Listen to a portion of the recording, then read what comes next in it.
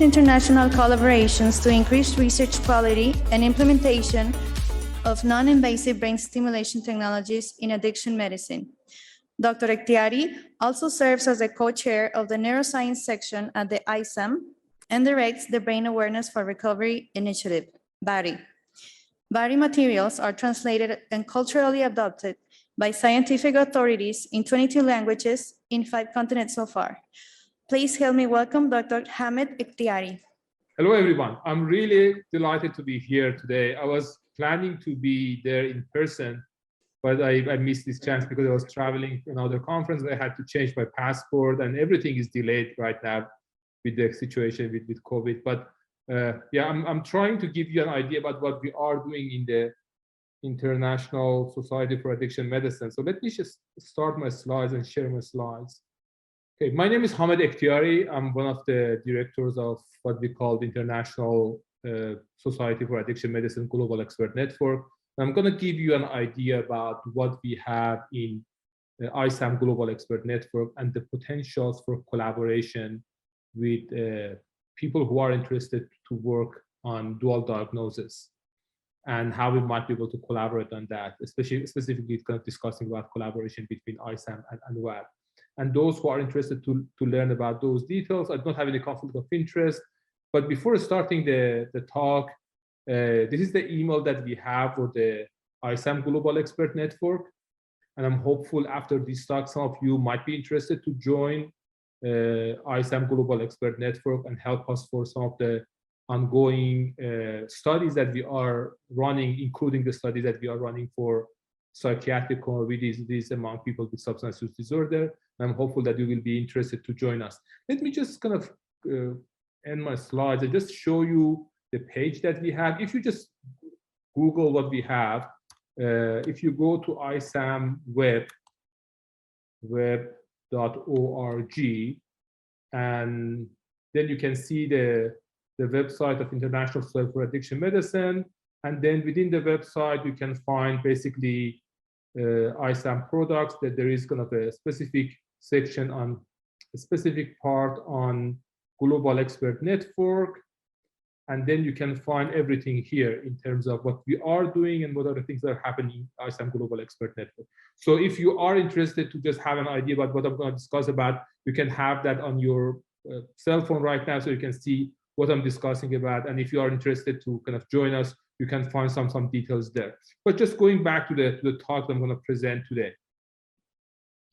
So before starting to talk about ISAM Global Expert Network that is interested to basically encourage you to join, my lab in University of Minnesota is mainly focused to develop new treatments for psychiatric disorders. So what we are interested is using basically using different technologies. Mainly right now, we are using transcranial electrical stimulation as a really inexpensive and scalable technology.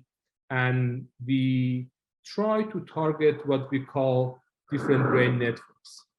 We know that in different psychiatric disorders, we have different brain networks that are involved. And we know that some of the addictive behaviors are basically managed by those neural networks. And the question is how we might be able to target those neural networks.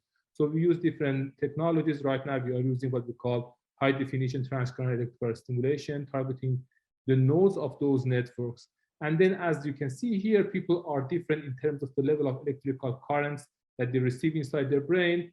And to be able to address those variations among people, we develop new basically technologies to be able to do the stimulation inside the scanner and what we call closed loop brain stimulation. So we do stimulation and imaging inside the scanner to develop these sort of new treatments for psychiatric disorders, mainly focused on substance use disorder. But to be able to do this, we have developed different international networks. So we work with different colleagues in something like 50 different labs around the world. We have an international network of electrical stimulation and fMRI, and we collaborate together. And this is what I'm really interested in terms of developing networks of people who can collaborate together across the world. And this is kind of the list of the people that we have in the international network of TS fMRI, and we are working together right now to develop different sort of treatments. And then I'm interested to see how we might be able to bring people together to develop consensus statements and trying to help them to basically collaborate together and using expert opinions to develop new methodologies. This is a new paper that we have recently published in Nature Protocols about electrical stimulation inside the scanner. And also this is another new protocol that we developed for using fMRI drug QE activity for development of new treatments for substance use disorder. So this is what I'm interested in. This is what I'm doing in my lab. But based on the kind of the expertise that I have in developing international networks, people invited me to collaborate on what we call a global expert network, specifically for in the field of substance use disorder, in kind of within what we call International Society for Addiction Medicine. And this is what I'm going to talk about. And I'm representing a large group of colleagues and collaborators that are working together. So we have Alex Baldacchino, who is from University of St. Andrews in the UK, in Scotland, and Mark Potenza from Yale University. And we are collaborating together to basically develop this international global expert network. Just to give you an idea of what ISAM represents, ISAM is basically the largest international network of addiction medicine professionals around the world, with something like 10,000 members around the world from something like 100 different countries and in different continents. ISAM provides specific textbooks, some certification processes, some workshops, some annual meetings that based on these resources, we try to bring people together in addiction medicine and help them to increase the quality of evidence-based practices for people who are suffering from substance use disorder. We are going to have our next conference in Malta on October, and those who are interested to addiction medicine, I highly encourage you to join us in Malta. And we have lots of scientific meetings discussing about how we might be able to increase the quality of addiction medicine.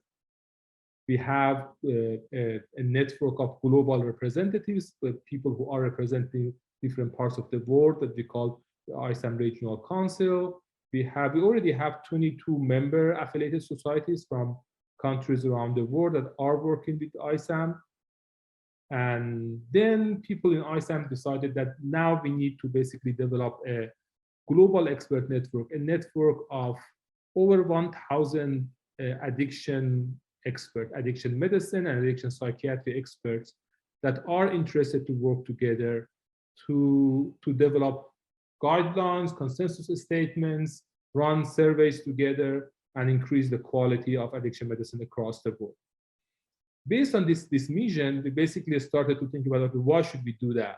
We realized we know that what we are facing with substance use and addictive disorders is a global problem. So we know that people around the world are facing issues regarding substance use disorder, and we are hopeful that if we want to increase the quality of treatment services, we need to think globally. We need to bring people from countries around the world to collaborate together.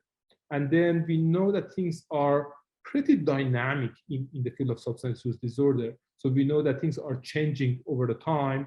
I mean, the type of substances that people are using, the types of treatment demands that people are requiring around the world is changing dynamically. And when we need to respond to these dynamic changes over the time. There are organizations like WHO and UNODC that are collecting data, but the data that they are collecting, there are lots of gaps in the data that they are collecting. And the question is how we can provide a better kind of picture of the dynamic changes of substance use disorder across the world in a more kind of responsive and rapid way. When we have been discussing about this situation, COVID pandemic happened. And we realized that, okay, this is probably the best time because we have lots of questions about how people are handling different psychiatric disorders and substance use disorder during the pandemic, and how people might be able to face the challenges during the COVID pandemic with substance use disorder treatment. So we started to think about how we might be able to use this opportunity to basically to develop the global expert network. So we started a discussion among member countries and colleagues around the world, how we might be able to have a rapid response global survey of the situation with the pandemic and how people in substance use treatment programs around the world are responding to the pandemic. So within the first few days of basically official announcement of the pandemic by WHO, we started a working group. And we have been able to put together 177 experts from 77 different countries at that period of time to be able to assess the effect of pandemic on substance use treatment and harm reduction services, the supply of illicit substances and alcohol around the world, and the demand of substances around the world, including alcohol. So we started to discuss about those potentials, and we have been able to run a large global survey on these situations, and we have been successful to publish those kind of pieces of information that we collected around the world in 2 publications that you can find right now that are being published. So we have been able to bring people from 77 different countries around the world. It was one of the first kind of successful global surveys about substance use disorder that included people from 77 different countries. And that was a great kind of achievement for us. And we realized that there are definitely lots of potentials in terms of how to promote that. We have been able to collect kind of many pieces of data regarding how people are using different substances during the pandemic. So as you can see here in this figure, in the kind of bottom part of that, you can see that we realize that things like alcohol and cannabis use is increasing, while people have less access to opiates and amphetamines, and then kind of the increase, the larger increase in what we have with sedatives. So as you can see here, when these are all the countries that people have been, those 77 countries that they have been a part of that global survey, have been able to collect kind of hundreds of pieces of information from those countries, and how treatment services are responding to those changes across the world. And those pieces of information were critical for people to be able to change treatment services and kind of see how they might be able to respond to that. And as you know, one of the changes that happened in response to those kind of dynamic issues in response to COVID pandemic, people have started to loosen up for example, the regulations for take-home doses for methadone. And recently after kind of all those savings, people realized that was one of the best decisions that they make. And even kind of with loosening up the regulations with methadone programs, they have been able to have better outcomes. And that is going to be something that people are going to continue even after the pandemic. So there are lots of kind of great practices that we learned through the pandemic with exchanging those ideas. So we put together a recommendation of how to respond to the pandemic. And we know that these pandemics might be happening in the future as well. So this is one of the things that we realized that would be helpful based on those kind of global expert elicitations that we have done. This publication has been cited for something like 198 times so far in just the last something like 1 year, 2 years of its publication. So people are using these guidelines to basically change their practice around the world. We learned a lot in this process and how to run a global survey. We have been successful in running a rapid snapshot of what was happening.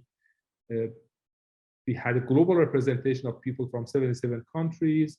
We have been able to touch things that, organizations like WHO and UNODC, took them something like 1-2 years to be able to get to that level of information, but we have been able to collect information in just few weeks. So we have been able to make that happen in just few weeks. And we have been able to bring people from a diverse set of backgrounds. So diversity, global representation, these are the things that we valued a lot, and we have been successful in making those things happen. As you can see here, these are the list of the authors that we have and the publications that we made during the COVID pandemic. And we really enjoyed working with people around the world. And we realized it's a great tool of bringing people together and work together and improve the quality of treatment services that we are offering. There are also some limitations that we realized in this process. We realized that we didn't have any systematic way to identify key informants. So we didn't have a well-established network of key informants that we have been kind of validated before. So it was the first experience for us to be able to make a network of experts together. We had some kind of inadequate number of representatives from some of the countries. For some of the countries, we had just 1-2 experts from those countries. And we needed more experts to be able to have a level of consensus about what is really happening in that specific country. And things have been emerging over time. As you know, we had a kind of the phase wave of the pandemic, and then people realized how to kind of respond to that, and then the next waves. And there has been lots of dynamic changes over time. That was one of the challenges that we had in terms of responding to those dynamic changes. But I mean, the good thing about pandemic was it was giving us lots of free time to be able to kind of attend those global surveys and be a part of that global community. Some of the kind of affiliated organizations, they have not been able to basically join the collaboration, and we had some issues regarding the representations. We had some kind of challenges in terms of people have not been quite sure about the responses. So they had lots of I don't know answers in the questions that we had, and we had some issues with the kind of the time limitations for the surveys. But over the time, after running these global surveys and collaborating with many people across the world, we realized that that's a great opportunity. We are able to basically make online collaboration with international colleagues right now, and online survey infrastructures are developing over time. So now we are able to bring people together from many countries in the world, and people are now able to use, Zoom platforms and all those platforms that we are using right now. Some like 3 years ago, it was really hard to bring people together, and you use kind of Zoom platform. Now people are really kind of convenient to use those resources. One of the interesting things about these kind of global surveys, they are progressing really rapidly. So you need to be kind of available 24/7 to be able to manage these global surveys. They are not designed for many years, so they can happen. You can collect data in just few weeks. And then there are some interesting potentials for developing new methodologies to collect validated data, and I will discuss some of those methodologies. But there are lots of great potentials in terms of kind of expert elicitation methods. And then we realized that there are some emerging needs over time for even training that people are asking in terms of, okay, there are some training gaps among addiction medicine professionals, and we realized that we can address those training gaps. And as I mentioned, time was a really complex phenomenon in data analytics, because based on the time of data collection, things might be quite different in different countries in terms of the surge of the number of the cases that we had, or the responses that governments provided to those kind of surges that we had in those countries. And then the question was how we can make a sustainable global expert network infrastructure that could be used across the time, not only for one global saver during the pandemic, but something that could be there forever, that we can use to be able to respond to the next emerging crisis around the world.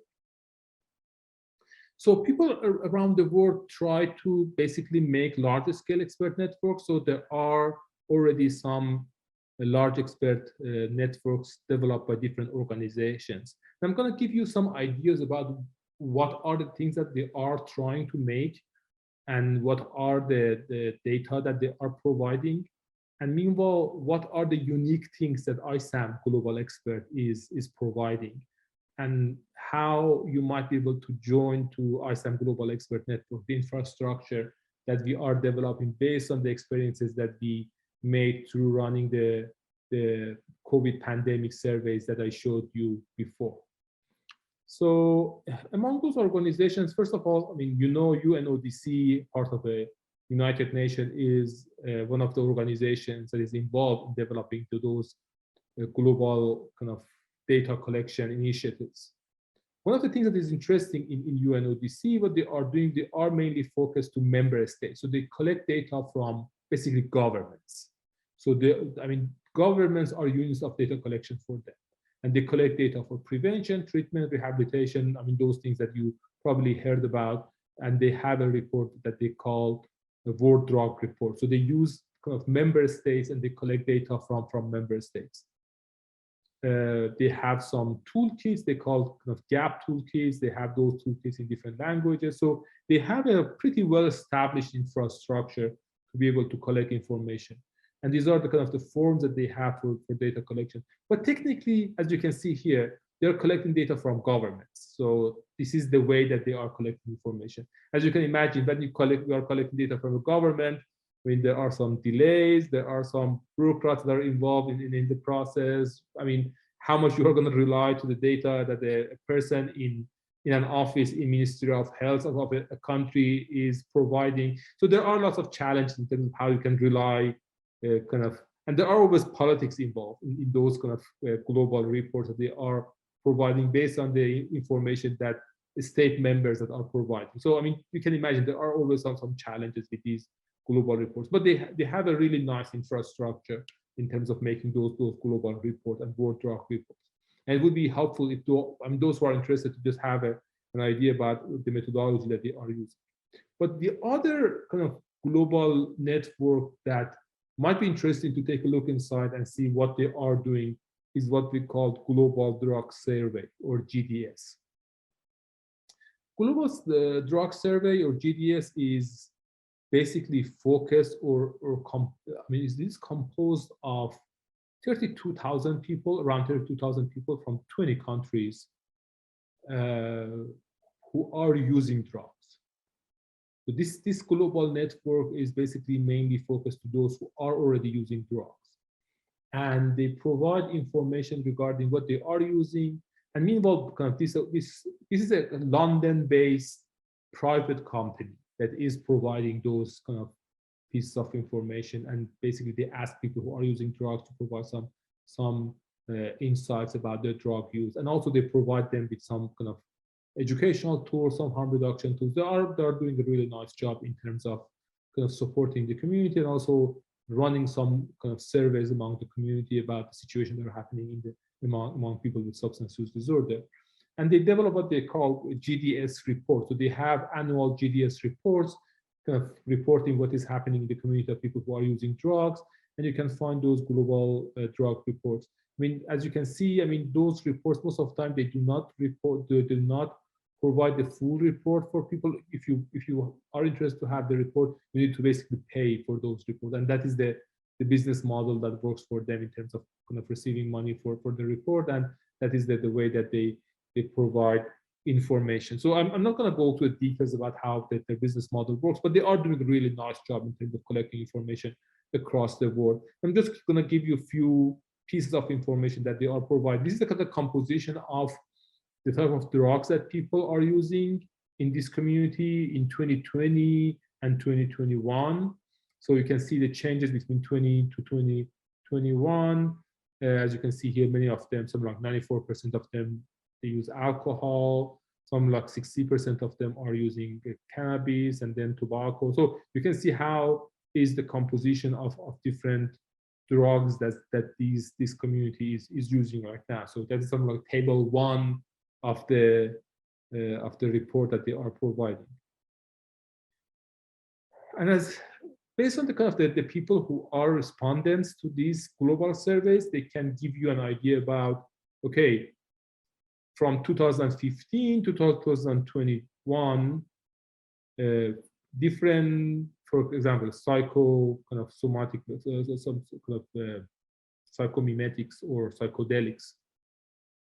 Some of the psychedelics that they have, some of the new psychedelics that we have, things like cannabinoids, kind of dimethyltryptamine, things that are kind of different sort of psychedelics, and then LSD, ketamine, mushroom, magic mushroom. But these sort of kind of new, I shouldn't say new, but I mean these kind of psychedelics are increasing in terms of the amount of kind of use in this community, as you can see here, based on the self-report of users in the community. And then they can ask interesting questions. For example, they can ask, on the day that you have been admitted to kind of an emergency department, what was the overall mood that you had before getting to that kind of emergency kind of admission? And this is what they reported. Some of them, they reported that they had a kind of bad mood on that day. Some of them, they reported they didn't have any bad mood on that day. So as you can see here, it's really hard to say whether they had a really bad mood or good mood on the day before getting to the emergency department. There are efforts in terms of, okay, is there a chance that we can predict who is going to end up to the emergency department and how they might be able to basically predict who is going to, how we might be able to predict or prevent admission to emergency departments based on, what people are experiencing in the day before getting admitted. So there are some kind of interesting pieces of information that you can collect from people who are actually using drugs. And then they can ask other interesting questions in terms of, okay, when we are talking about different drugs, how is the situation in terms of when you use these drugs, how is the situation in terms of maximizing the pleasure or the amount of fun that you have with other people when you use these drugs, or how much do you avoid harm when you use these drugs. And you can provide data from 1 to 10. And just kind of as an example, what do you think about MDMA compared to heroin in terms of the pleasure, fun with others, or avoiding harm? So you can just estimate based on your experiences how people are reporting compared to other drugs in terms of how much pleasure that they have, how much fun they have with others, how much they avoid harm when they use these sort of drugs.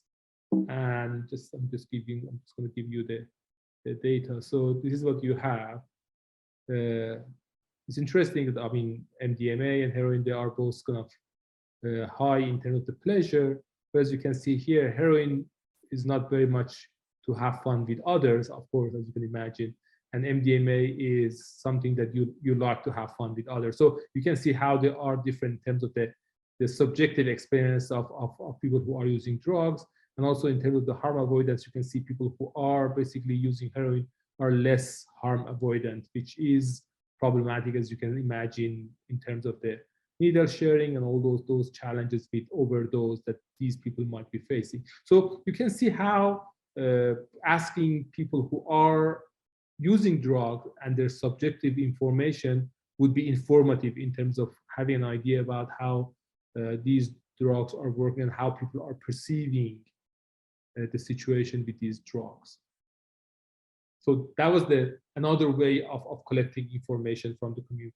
There are some other organizations that are collecting data in something like a large scale level. European Monitoring Center for Drug Dependence, or EMCDDA, is another organization which is involved in this process. They are collecting information. They are also collecting information, as like UNODC, they are collecting information from the states. So mainly they are collecting data from governments, but they are also collecting data from other levels. But as you can see here in their reports, most of the time the reports are about what is happening in different countries from the government point of view. And they have some nice reports, annual reports about what is happening, mainly in Europe, as you can imagine, just basically collecting data in the Europe. Here in the US, we have another organization which provides data that might be interesting. It's called NSSATS. It's a part of the Health and Human Services, which is basically the Ministry of Health in the US. And that would provide data from addiction treatment programs across the country. So this is probably one of the only data collection surveys from addiction treatment programs and the services that they are providing.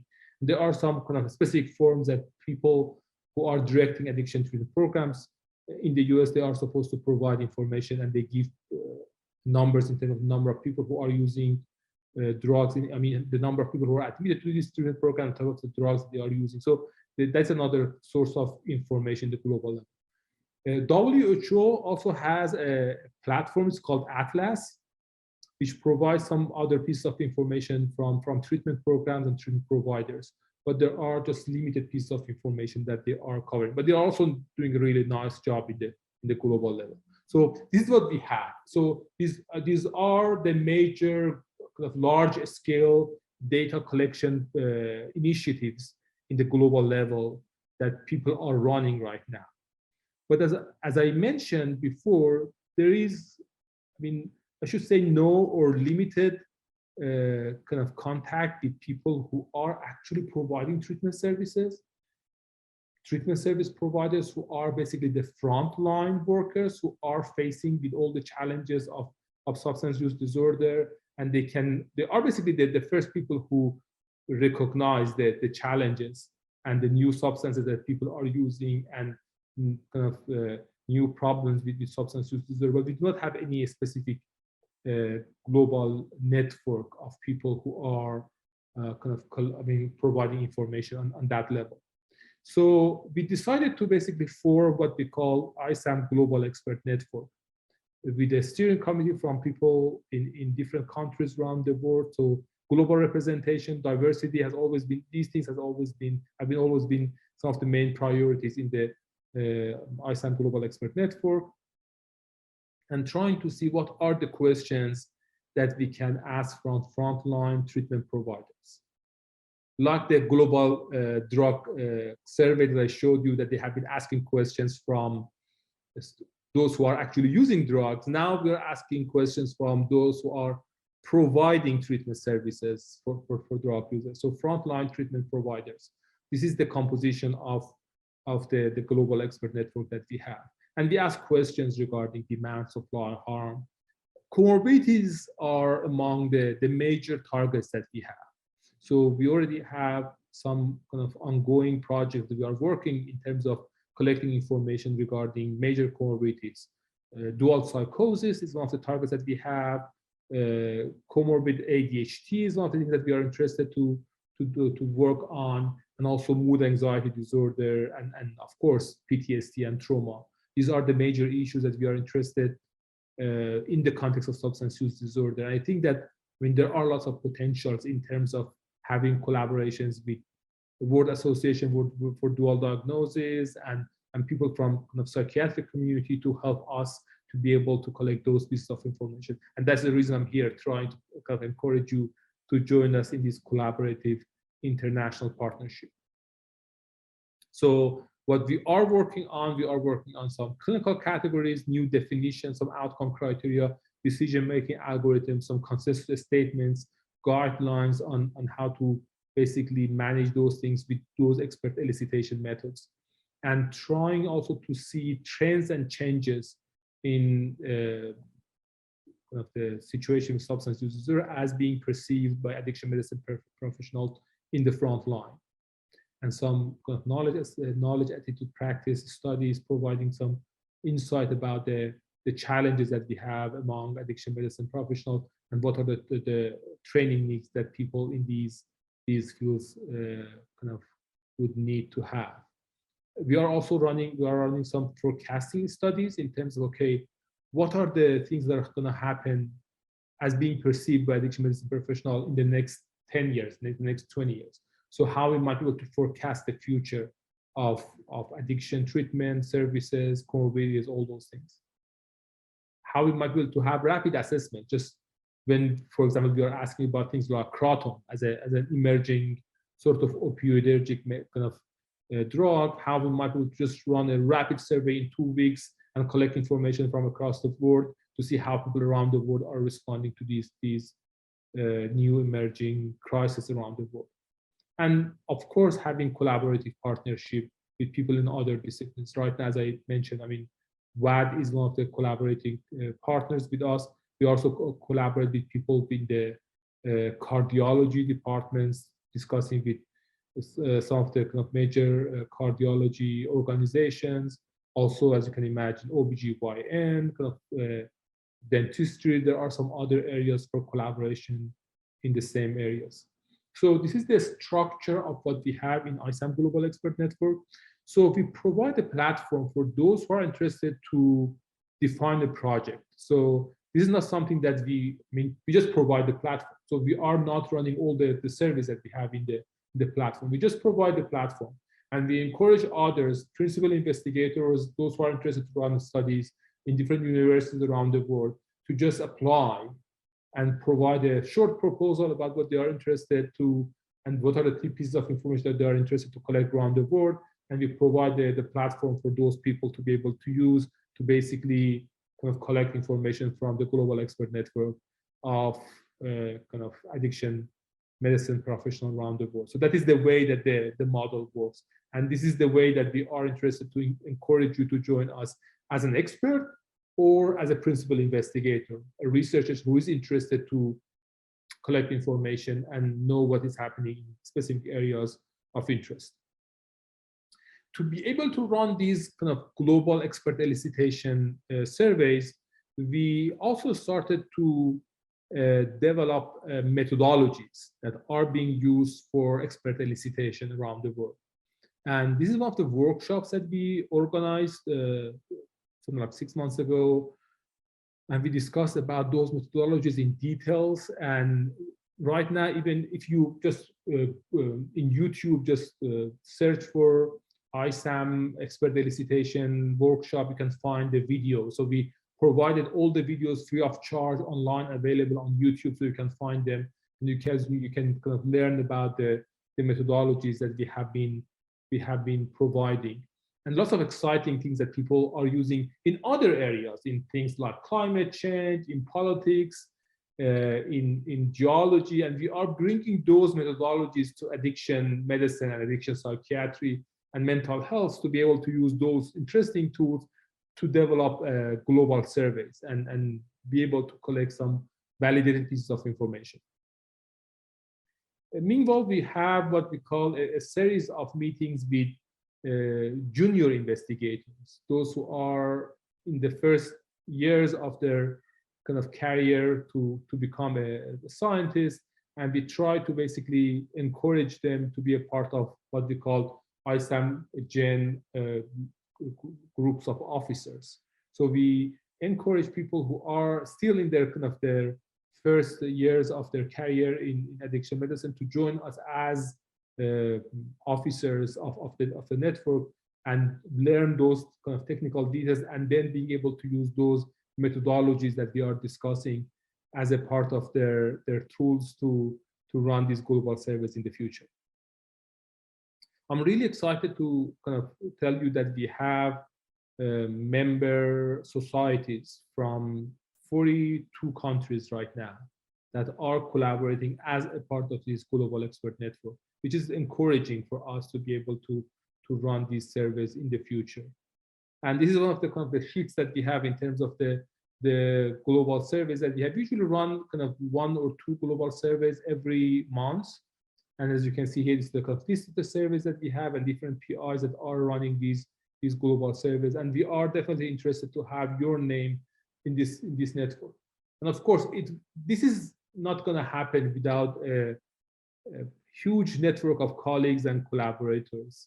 And actually, it takes a village of people who are helping us to be able to make this happen. And this is a kind of a list of some of those people who are at the core of making this happen together. I'm just kind of representing this large network of colleagues and collaborators and brilliant students. I should say, at least bringing few names: Parnian and Arash and Fateme. I mean, those people have been mainly junior investigators that now are following their career in addiction medicine. I'm really excited that we have a good combination of really senior people and young investigators from countries around the world. And that is the kind of the excitement that we have with ISAM Global Expert Network, to basically bring diversity and bring partnership and bring supervision and mentorship for those who are interested to be active in this field.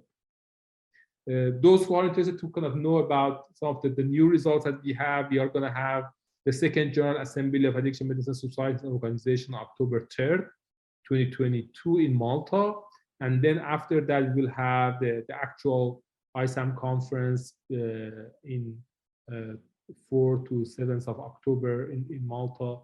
And you are definitely welcome to join us. And as I told you, this is the kind of the email that we have. And if you are interested to be a part of that global expert network, whether you are interested to be an expert and provide us with the information that you have in your clinic, in your treatment program, wherever you are providing mental health services, or if you are a researcher who is interested to collect some piece of information, I mean, all those people are welcome to join us in the International Society for Addiction Medicine Global Expert Network. And I'm hopeful that we can run some joint surveys on comorbidities with World Association for Dual Diagnosis in coming months. Thank you very much for your attention. I'm here to answer questions, and if there is any question, I'm here to chat.